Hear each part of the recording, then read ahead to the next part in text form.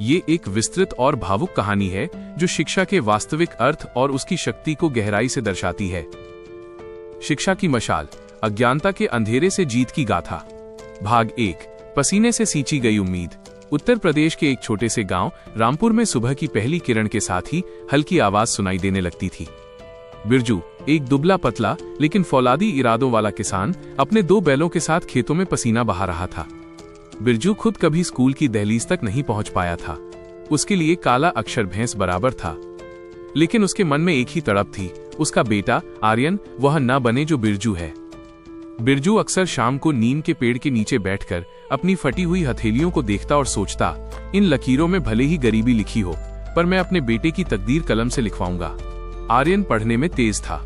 बिरजू ने अपनी 2 बीघा जमीन गिरवी रखकर और दिन रात मजदूरी करके आर्यन को शहर के सबसे बड़े कॉलेज में भेजा।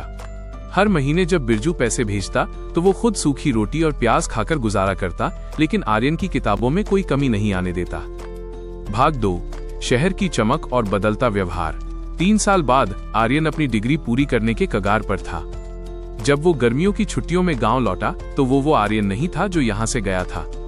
शहर की चकाचौंध और अंग्रेजी किताबों के ज्ञान ने उसके भीतर एक सूक्ष्म अहंकार भर दिया था।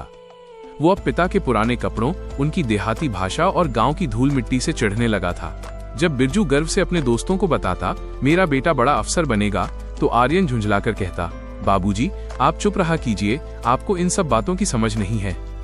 बिरजू चुप हो जाता। उसे लगता कि शायद बेटा सही कह रहा है, वो तो अनपढ़ है, उसे ज्ञान की क्या समझ। लेकिन उसे नहीं पता था कि असली परीक्षा अभी बाकी है। भाग 3, ठाकुर का जाल और अंगूठे का खेल। गांव का जमींदार ठाकुर भानु प्रताप एक चतुर और लालची व्यक्ति था। उसकी नजर हमेशा बिरजू की उस बची हुई जमीन पर थी जो उसने आर्यन की पढ़ाई के लिए बचा रखी थी। ठाकुर जानता था कि बिरजू पढ़ना लिखना नहीं जानता। एक दोपहर जब चिलचिलाती धूप थी, ठाकुर ने बिरजू को अपनी हवेली पर बुलवाया। ठाकुर बड़े प्यार से बोला, बिरजू, तुमने जो कर्ज लिया था उसकी किश्तें बढ़ रही हैं। मैंने सोचा कि सरकार की एक नई योजना आई है जिसमें किसानों का कर्ज माफ हो रहा है। बस इस कागज पर अंगूठा लगा दो, तुम्हारा कर्ज खत्म हो जाएगा। बिरजू सीधा सादा आदमी था। उसने ठाकुर की बात पर भरोसा कर लिया। वो अंगूठा लगाने ही वाला था कि तभी आर्यन वहां पहुंच गया। वो अपने पिता के लिए पानी लेकर आया था। रुको बाबूजी, आर्यन ने चिल्लाकर कहा। ठाकुर सकपका गया। अरे आर्यन बेटा, तुम कब आए? देखो, मैं तुम्हारे पिता की मदद कर रहा हूँ। भाग 4, कागज का सच। आर्यन ने ठाकुर के हाथ से वो कागज झपट लिया।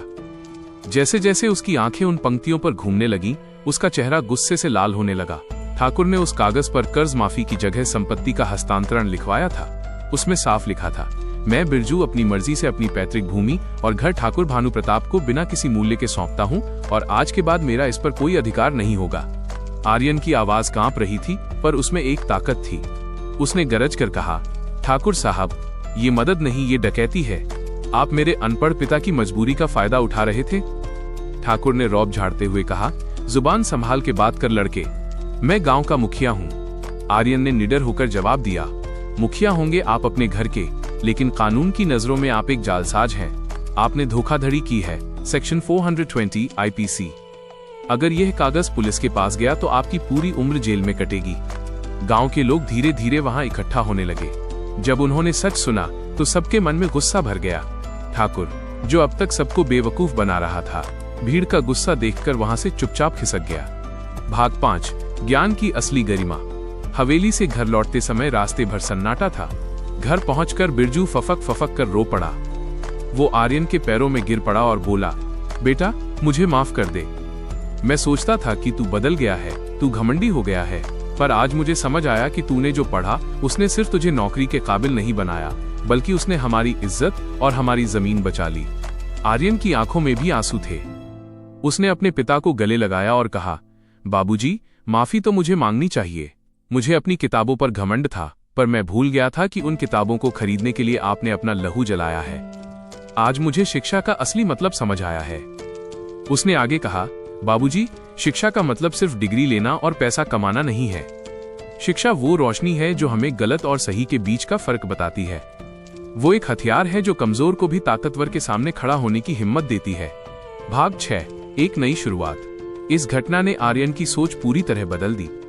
उसने शहर में नौकरी करने का विचार त्याग दिया। उसने ठाना कि वो अपने गांव के हर बच्चे और हर बड़े को शिक्षित करेगा, ताकि फिर कभी कोई ठाकुर किसी बिरजू का अंगूठा न ले सके। आर्यन ने उसी नीम के पेड़ के नीचे एक रात्रि पाठशाला शुरू की। बच्चों के लिए दिन में स्कूल, बुजुर्गों के लिए रात में साक्षरता अभियान। गांव का नजारा बदलने लगा। अब रामपुर का कोई भी किसान किसी भी कागज पर बिना पढ़े अंगूठा नहीं लगाता था। गांव के लोग अब जागरूक थे। वे जानते थे कि उनके अधिकार क्या हैं और सरकार की योजनाएं क्या हैं।